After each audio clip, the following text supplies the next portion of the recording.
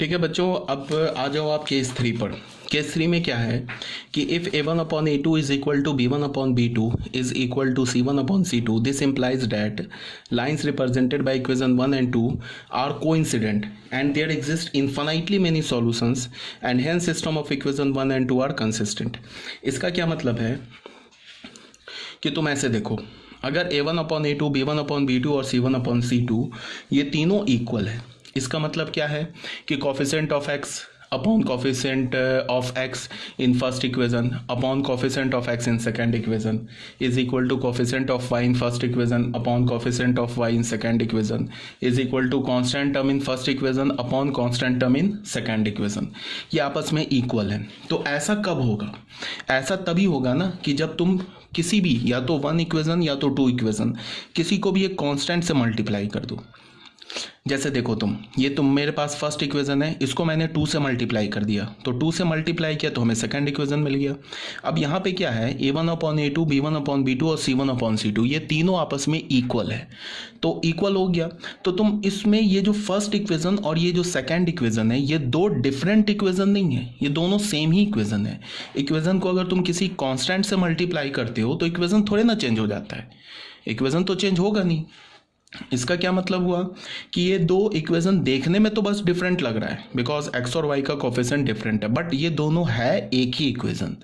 तो अगर एक इक्वेशन है तो अगर तुम दोनों को एक्स वाई प्लेन पर प्लॉट करोगे तो ये क्या होगा, आपस में ओवरलैप कर जाएगा। मीन्स अगर तुम लाइंस है, ये दोनों लाइंस आपस में क्या होगा, कोइंसिडेंट होगा। तो लाइंस कोइंसिडेंट होगा तो इसका मतलब क्या है कि ये एक्चुअल में दो लाइन नहीं एक ही लाइन दे रखा है। तो लाइन अगर कोइंसिडेंट हो गया तो हमें क्या मिलेगा, infinitely many solution, infinitely many solution. तो इसको तुम ऐसे बोल सकते हो कि both the lines represented by equation 1 and equation 2 are coincident, actually both the lines are same, ठीक है, and there exist infinitely many solution. अच्छा, यहाँ पे मैंने एक बात और तुम्हें डिस्कस करना है कि इस जो हम लोग सिस्टम ऑफ इक्वेशंस को सॉल्व कर रहे हैं तो इसमें इन्फिनाइटली मेनी सॉल्यूशंस दो टाइप से मिल सकता है। पहला टाइप क्या होगा कि इन्फिनाइटली मेनी सॉल्यूशन हमें एक स्ट्रेट लाइन पर मिले, और दूसरा टाइप क्या होगा कि इन्फिनाइटली मेनी सॉल्यूशन हमें एक प्लेन पर मिले। तो अभी का जो केस है ना हमारा, ये केस 3, इसमें हमें इन्फिनाइटली मेनी सॉल्यूशन जो मिल रहा है ना वो एक लाइन पर मिल रहा है।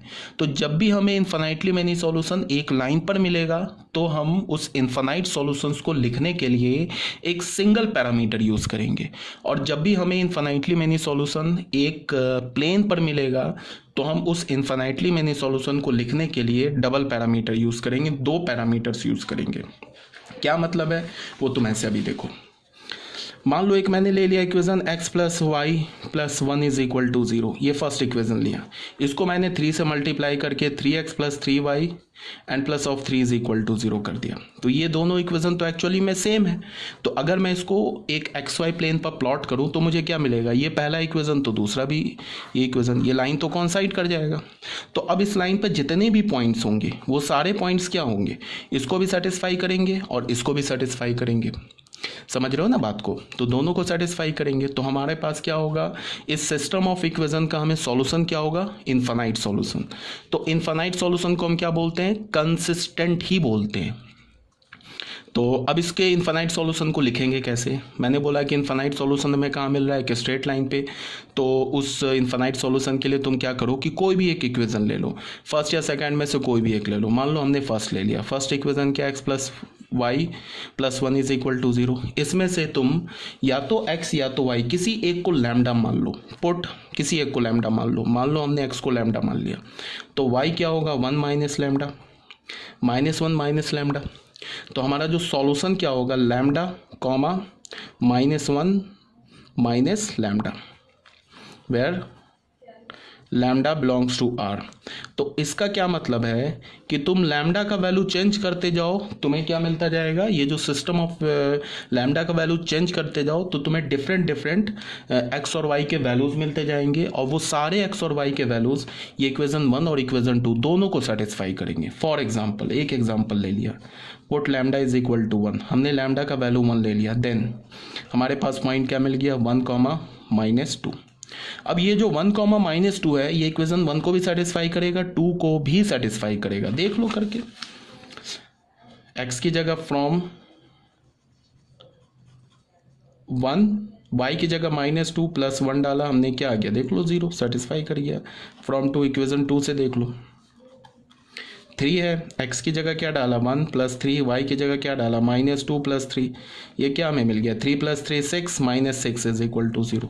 ऐसे करके तुम लैम्डा का वैल्यू 2 डालो, फिर वहाँ से हमें एक एक्स और वाई की वैल्यू मिल जाएगी, वो एक्स और वाई की वैल्यू दोनों को सेटिस्फाई करेगी। फिर तुम लैम्डा का वैल्यू -1/8 डालो, वहाँ से भी एक्स और वाई की वैल्यू मिल जाएगी, तो वो भी एक्स और वाई की वैल्यू दोनों इक्वेशंस को सेटिस्फाई करेगी। ठीक है, तो ये सब बात आप जानते होंगे किससे, 10th क्लास से। इसमें कोई नई बात नहीं है, अभी तक तो कोई नई बात नहीं है।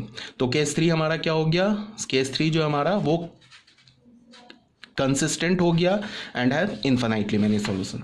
इसी बात को मैंने यहाँ पे बताया, देख लो एक एग्जांपल में x + y = 4 लिया। इसमें हमने क्या किया कि दो इक्वेशंस लिया ना हमने, इक्वेशन 1 एंड इक्वेशन 2 में x + y 4 लिया एंड 2x + 2y = 8 लिया। हमने a1/a2 b1/b2 और c1/c2 कैलकुलेट किया, हाफ मिल गया हमें। तो इसका मतलब क्या है कि ये कंसिस्टेंट है और इन्फिनाइटली मेनी सॉल्यूशन है। तो हमने कोई भी एक इक्वेशन उठा लिया, x + y = 4 उठा लिया, x का वैल्यू 0 लिया तो y का वैल्यू क्या मिल गया 4। तो x = 0 and y = 4 is one of the solution. ये हमारा जो 0,4 हो गया, ये एक सॉल्यूशन मिल गया दोनों इक्वेशंस का। फिर x का वैल्यू 1 लिया, y का वैल्यू 3 मिल गया, तो 1,3 दूसरा सॉल्यूशन मिल गया। फिर इसी तरह से हम क्या कर सकते हैं, x का वैल्यू हमने अल्फा ले लिया, तो y हमें क्या मिल गया 4 - अल्फा। तो हम इन्फिनाइटली मेनी सॉल्यूशन को कैसे लिखेंगे, alpha and y = 4 - alpha, where alpha belongs to r। यहाँ पे क्या है, ये जो लिखा हुआ है ना alpha, 4 - alpha, where alpha belongs to r, ये इन्फिनाइट सॉल्यूशंस को रिप्रेजेंट कर रहा है। क्या कर रहा है, ये इन्फिनाइट सॉल्यूशंस को रिप्रेजेंट कर रहा है। ठीक है, यहाँ पे अब एक नोट है, वो नोट देख लो क्या लिखा हुआ है। ये नोट ऑलरेडी आप जानते हो। कंसिस्टेंट का क्या मतलब होता है, या तो यूनिक सॉल्यूशन या तो इन्फिनाइटली मेनी सॉल्यूशन। इनकंसिस्टेंट का क्या मतलब होता है, नो सॉल्यूशन। ठीक है, तो जो हमारा फर्स्ट केस था a1/a2 is not equal to b1/b2, वो क्या था हमारा, कंसिस्टेंट था एंड हैव यूनिक सॉल्यूशन। उस केस में ज्योमेट्रिकली दोनों स्ट्रेट लाइंस आपस में इंटरसेक्ट कर रही थी। सेकेंड केस क्या था हमारा, a1/a2 is equal to b1/b2 but not equal to c1/c2। इस केस में इनकंसिस्टेंट था, लाइंस जो थी वो पैरेलल एंड डिस्टिंक्ट थी और नो सॉल्यूशन था और इनकंसिस्टेंट था। ठीक है, थर्ड केस हमारा क्या हो गया, a1/a2 is equal to b1/b2 is equal to c1/c2। इस केस में इन्फिनाइटली मेनी सॉल्यूशंस है, ज्योमेट्रिकली लाइंस जो है आपस में कोइंसाइड करेगी और ये कंसिस्टेंट हो जाएगा। ठीक है, तो ये भी हमारा क्लियर हो गया। अब आ जाओ बच्चों 2 वेरिएबल्स एंड 3 इक्वेशंस। तो 2 वेरिएबल्स एंड 3 इक्वेशंस, ये भी आप क्या करते हो, ये भी एक्चुअली तुम जानते हो। ठीक है, ये 11th क्लास में जो हमने स्ट्रेट लाइन पढ़ा था ना, उस स्ट्रेट लाइन में इस टॉपिक को हमने डिस्कस किया था। देखो 2 वेरिएबल्स है और 3 इक्वेशंस है। यहाँ पे हमारे पास जो सिस्टम ऑफ इक्वेशंस है ये 3 इक्वेशंस है। तो 3 इक्वेशंस है, 2 वेरिएबल में है और लीनियर है। इसका क्या मतलब है, ये तीनों एक स्ट्रेट लाइन को रिप्रेजेंट कर रहा है। ठीक है, तो ये कंसिस्टेंट कब होगा, ये तीनों इक्वेशन कंसिस्टेंट कब होगा, ये तीनों इक्वेशन कंसिस्टेंट तभी होगा जब कंसिस्टेंट होगा एंड यूनिक सॉल्यूशन कब होगा, जब तीनों लाइंस कंकरेंट हो जाए। कंकरेंट होने का क्या मतलब हुआ कि तीनों लाइंस एक ही पॉइंट से पास करें। अब तुम ऐसे देखो, चीज़ों को पहले समझने से पहले ऐसे देखो, 3 लाइन में क्या क्या पॉसिबिलिटीज़ हो सकती है। अगर मान लो कि तुम्हारे पास कोई भी रैंडम 3 लाइंस है, उसके अंदर क्या क्या पॉसिबिलिटी हो सकती है। या तो ऐसा हो जाए कि तीनों लाइंस आपस में एक पॉइंट पे से पास करें, ऐसा हो जाए। ठीक है, तो इस केस में क्या होगा, सिस्टम कंसिस्टेंट होगा एंड हैव यूनिक सॉल्यूशन होगा। या तो ऐसा हो जाए कि तीनों लाइंस आपस में पैरेलल हो जाए, तो इस केस में क्या होगा, सिस्टम इनकंसिस्टेंट होगा एंड हैव नो सॉल्यूशन होगा। या तो ऐसा हो जाए कि 2 लाइंस आपस में पैरेलल हो जाए और तीसरी लाइन, कोई भी 2 लाइन आपस में पैरेलल हो जाए और तीसरी लाइन ऐसे कट कर दे, तो इस केस में भी सिस्टम ऑफ इक्वेशन क्या होगा, इनकंसिस्टेंट होगा एंड हैव नो सॉल्यूशन। ठीक है, चौथा केस क्या होगा कि कोई भी 2 लाइंस कॉन्साइड कर जाए, एनी 2 ऑफ द 3 लाइंस कॉन्साइड, और तीसरा जो लाइन है वो इसके पैरेलल हो जाए। 2 लाइंस तो कॉन्साइड कर गई और तीसरी लाइन इसके पैरेलल हो गई, इस केस में भी इनकंसिस्टेंट होगा। पांचवा केस क्या हो सकता है कि तीनों लाइंस, दो लाइन, चलो पहले दो लाइंस कोइंसाइड कर जाए ऐसे करके और तीसरा लाइन कट कर दे, तो इस केस में क्या होगा, सिस्टम ऑफ इक्वेशन क्या होगा, कंसिस्टेंट होगा और यूनिक सॉल्यूशन होगा। छठा केस क्या हो सकता है कि तीनों लाइन कोइंसाइड कर जाए, तो तीनों लाइन कोइंसाइड हो जाएगा, तो इस केस में क्या होगा, सिस्टम ऑफ इक्वेशन कंसिस्टेंट होगा and have infinitely many solution. तो इन सब को हम पहचानेंगे कैसे, ये फर्स्ट केस हो गया हमारा, ये सेकंड केस हो गया, ये थर्ड केस हो गया, ये फोर्थ केस हो गया, ये फिफ्थ केस हो गया, ये सिक्स्थ केस हो गया। ये पहचानेंगे कैसे, पहचानना बहुत आसान है। फर्स्ट केस में क्या बोला मैंने कि तीनों जो लाइंस है ना वो आपस में एक पॉइंट से पास करे, तो सिस्टम ऑफ इक्वेशन कंसिस्टेंट होगा and have unique solution. Second case क्या होगा, three lines are parallel and distinct, तो system again inconsistent and have no solution. Third case में क्या बोला कि एनी टू लाइंस पैरेलल हो जाए, तीसरा लाइन कट कर दे, तो कट कर दे तो हमें कोई भी एक पॉइंट नहीं है जो तीनों को सेटिस्फाई कर रहा है, तो again system of equation is inconsistent. ठीक है। फोर्थ केस में क्या हो गया कि कोई भी दो लाइंस है ना आपस में कॉन्साइड कर जाए और थर्ड लाइन उन दोनों लाइंस के पैरेलल हो जाए, again system of equation is inconsistent. पांचवा केस क्या होगा कि दो लाइंस आपस में कॉन्साइड कर जाए और एक थर्ड लाइन उसको कट कर दे, तो फिर क्या होगा, system of equation is consistent and have unique solution. ये जो पॉइंट होगा ना, ये पॉइंट का जो एक्स वाई कोऑर्डिनेट होगा वो तीनों इक्वेशंस को सेटिस्फाई कर जाएगा। सिक्स्थ इक्वेशन में क्या होगा कि तीनों लाइंस आपस में कॉन्साइड कर जाए, तो तीनों लाइंस अगर कॉन्साइड कर गया इसका क्या मतलब है कि वो तीन लाइंस नहीं गिवन है, वो एक ही लाइन गिवन है। तो इस केस में क्या होगा, system of equation is consistent and have infinitely many solution. तो इनफिनाइटली मेनी सॉल्यूशन कहाँ मिलेगा, इसी लाइन पर मिलेगा ना, और वो जितने भी इनफिनाइटली मेनी सॉल्यूशन है किस लाइन पर मिलेगा, कि स्ट्रेट लाइन पर मिल रहा है। इसका क्या मतलब है कि इस केस में जब हम इनफिनाइटली मेनी सॉल्यूशन लिखेंगे तो एक सिंगल पैरामीटर यूज करेंगे। ठीक है। तो अब ये सब जो केसेस है ना इसको हम कैसे पहचानेंगे, बहुत आसान है, सिंपल सी बात है। इसके लिए तो कंडीशन ही गिवन है, इसके लिए तो कंडीशन है कि जो डिटर्मिनेंट होता है एक्स वाई और कांस्टेंट से बनने वाला डिटर्मिनेंट उसका वैल्यू 0 होता है, ये 11th क्लास में बताया गया है। तो इसको पहचानने का तो कोई प्रॉब्लम ही नहीं है।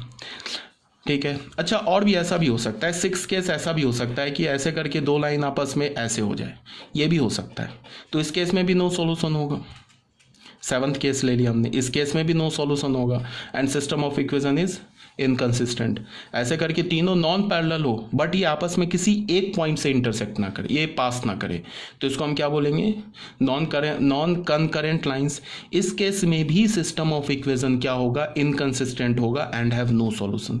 इन सब केसेस को पहचानने का तरीका बहुत ही आसान है, बिल्कुल ईजी है, ये तो हमारा स्टैंडर्ड है। फर्स्ट केस जो है, फर्स्ट केस में हमने क्या बोला कि जो एक्स वाई और कांस्टेंट टर्म से बनने वाला जो डिटर्मिनेंट होगा ना उसका वैल्यू 0 हो जाएगा, अगर हमारा केस नंबर 1 है तो। और अगर केस नंबर 2 है तो ये सबको पहचानने के लिए तुम्हें कोई अलग से दिमाग लगाने की जरूरत ही नहीं है। अगर तुम्हारे पास 3 लाइंस दे रखा है और तीनों लाइंस में तुमको दिख गया कि पहले 2 लाइन को तुमने चेक किया और देखा हमें a1/a2 is not equal to b1/b2, तो जैसे ही तुमको दिख गया ना पहला 2 लाइन पैरेलल है तो वहीं पे तुमने लिख दिया कि no solution and system is inconsistent. Because अगर फर्स्ट 2 लाइंस है ना आपस में पैरेलल हो गया तो तीसरा लाइन चाहे कैसे भी होता रहे, सिस्टम ऑफ इक्वेशन तो हमेशा इनकंसिस्टेंट ही होगा। मान लो पहला 2 लाइन पैरेलल हो गया, ठीक है, तो तीसरा इसके नॉन पैरेलल भी हो जाए तो भी कंसिस्टेंट होगा, और तीसरा अगर लाइन इसके पैरेलल हो जाए तो भी कंसिस्टेंट होगा। तो अगर तुम्हें मान लो कि ऐसे दिख गया कि पहले 2 लाइंस तुम्हें पैरेलल दिख गए, पैरेलल कैसे पता चलेगा, a1/a2 is not equal to b1/b2 is equal to b1/b2 but not equal to c1/c2। अगर तुम्हें ये केस दिख गया तो इसका क्या मतलब होगा कि 2 लाइंस पैरेलल हो गए। तो जैसे ही 2 लाइन पैरेलल दिखे ना तुमको, तुरंत तुम लिख दो system of equation is inconsistent and have no solution.